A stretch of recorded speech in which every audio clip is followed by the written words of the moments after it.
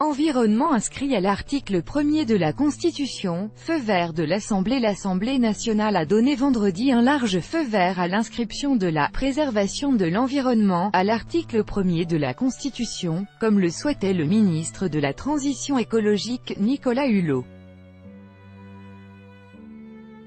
La République agit pour la préservation de l'environnement et de la diversité biologique et contre les changements climatiques, selon les termes de l'amendement des rapporteurs du groupe LREM et de non-inscrits adopté en première lecture, par 65 voix contre 3, et 4 abstentions. Ce nouvel objectif doit figurer aux côtés des autres principes fondateurs de la République: égalité, laïcité. La garde des Sceaux Nicole Belloubet a salué, à la fois un outil politique, dans la tradition française, et un outil juridique puissant, le rapporteur général Richard Ferrand, LREM, une avancée politique et symbolique majeure.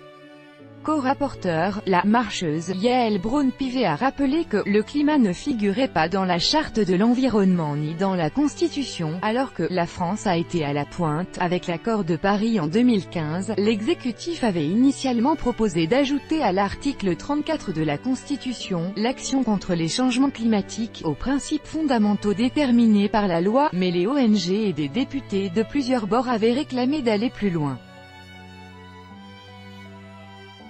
Nicolas Hulot avait annoncé le 20 juin que la défense de l'environnement pourrait être inscrite à l'article 1, même s'il souhaitait lui-même une rédaction plus ambitieuse. Les socialistes ont remercié le ministre. Sans sa présence au gouvernement, nous n'en serions pas là, et il aurait pu y avoir des régressions, d'après Cécile Untermaier.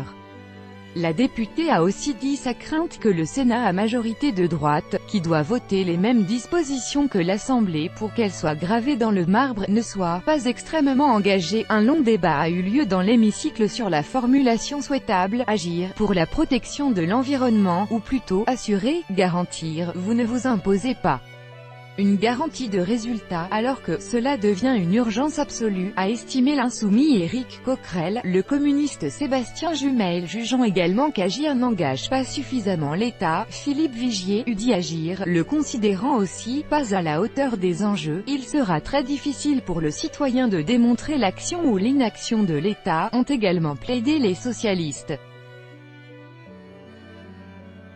La garde des Sceaux, ex-membre du Conseil constitutionnel, a affirmé que les sages ne verraient pas de différence marquante entre agir et assurer. Selon M.